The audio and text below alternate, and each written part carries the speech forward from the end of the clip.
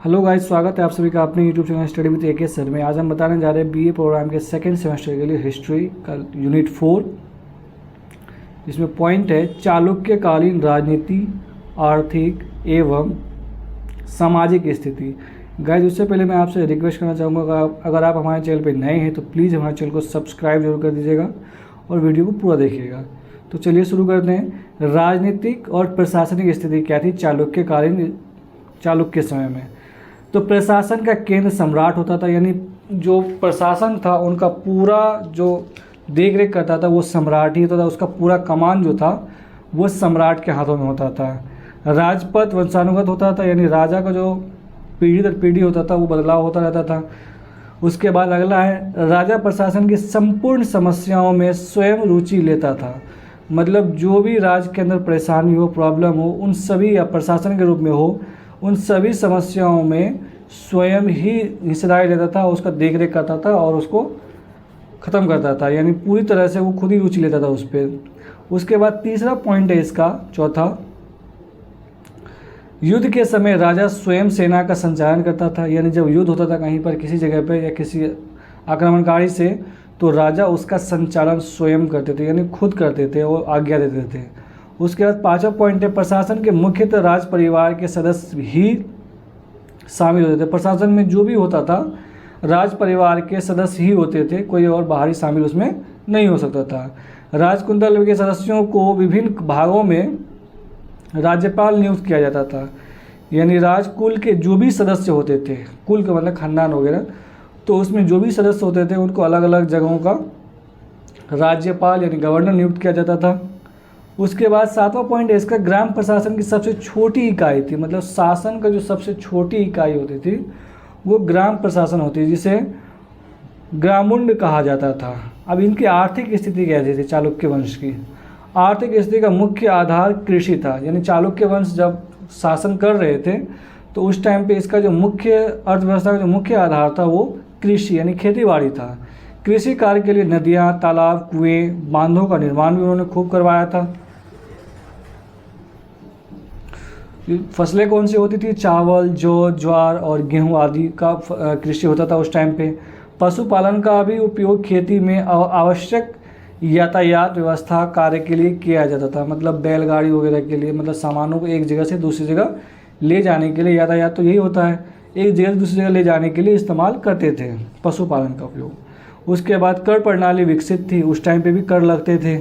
व्यापार एवं वाणिज्य भी विकसित था, व्यापार भी अच्छे खासे चल रहे थे, विकसित था, लोग जानते थे व्यापार के बारे में। और व्यापारिक वस्तुएं नमक, मसाले, धान, लोहा, कंडा, कपूर, इलायची, नारियल वगैरह होते थे। उस टाइम जो व्यापारिक लोग होते थे जो सामान अपना बेचते थे आके कहीं से, वो मुख्य रूप से नमक, मसाले, धान, लोहा, कंडा, कपूर, इलायची, नारियल वगैरह बेचते थे।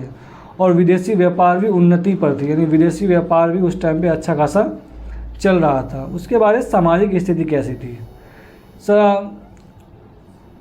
वर्णाश्रम व्यवस्था का वर्णन मिलता है, जिसमें ब्राह्मण सर्वोच्च होते थे। यानी इसके चालुक्य वंश में भी ब्राह्मण सर्वोच्च होते थे उस टाइम पे। शिक्षा, दर्शन, वेद, अर्थशास्त्र, राजनीतिक आदि के विषय भी थे, पढ़ते थे लोग। स्त्रियों के सामाजिक जीवन में भाग लेने के लिए अनुकूल स्थिति, यानी इसमें महिलाओं को अच्छे खासे अधिकार दिए गए थे, जो पल्लव वंश में नहीं था, लेकिन चालुक्य वंश में अच्छे खासे महिलाओं को अधिकार दिया गया था, स्थिति अच्छी थी। उच्च वर्ग की स्थितियाँ, यानी बड़े जाति की जो स्त्री औरतें होती थी शासन चलाने में भी भाग लेती थी, यानी शासन प्रशासन को चलाने में भी भाग लेती थी। यानी उच्च जाति की जो स्त्री होती थी, औरत होती थी, वो केवल शासन चलाने में भाग लेती थी। सती प्रथा का प्रचलन था। मनोरंजन के साधन बांसुरी होते थे उस टाइम पे, ढोल होते थे, मंजीरा होते थे, नृत्य होते थे, मतलब डांस वगैरह इत्यादि। उसके बाद कला कैसा चालुक्य वंश में? चालुक्य काल में वस्तुकला, चित्रकला, मूर्तिकला, ललित कला इत्यादि का विकास हुआ था, मतलब खूब विकास हुआ था। चालुक्य वंश में इस तरह की चीज़ों का विकास अच्छा खासा तरीके से हुआ था। ऐहोल बादामी का गुफा मंदिर दक्षिण शैली का विख्यात मंदिर प्रसिद्ध था। इस काल में मंदिरों को बेसर शैली का विकास हुआ था, मतलब काफ़ी अच्छा खासा मंदिरों का इसके काल में भी विकास हुआ था। मूर्तिकला, शिवनाग, नागिन, नारायण में बृहद दृश्यों की सुंदर मूर्तियां बनाई जाती थी उस टाइम पे। चित्रकला अजंता एलोरा की गुफा चित्रों के उत्कृष्ट नमूने आपको देखने को मिल सकते हैं। ललित कला, नृत्य, संगीतों का नाटक आदि विधाएं समृद्ध थी उस टाइम पे चालुक्य वंश में। उसके बाद है वर्धन वंश कौन था?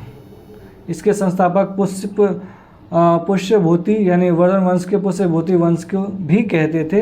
राजधानी इसका थानेश्वर थे। 5वां राजा था प्रभाकर वर्मन जो काफ़ी प्रभावशाली था और प्रभाकर वर्धन की जो उपाधि थी वो महाराजा का था। परम भट्टारक का भी था। पत्नी उसकी यशोमती थी। तो ये वीडियो यहीं से समाप्त होता है। होप ये वीडियो आपको अच्छी लगी होगी। अगर आप हमारे चैनल पर नए हैं तो प्लीज़ हमारे चैनल को लाइक, शेयर और सब्सक्राइब जरूर कर दीजिए।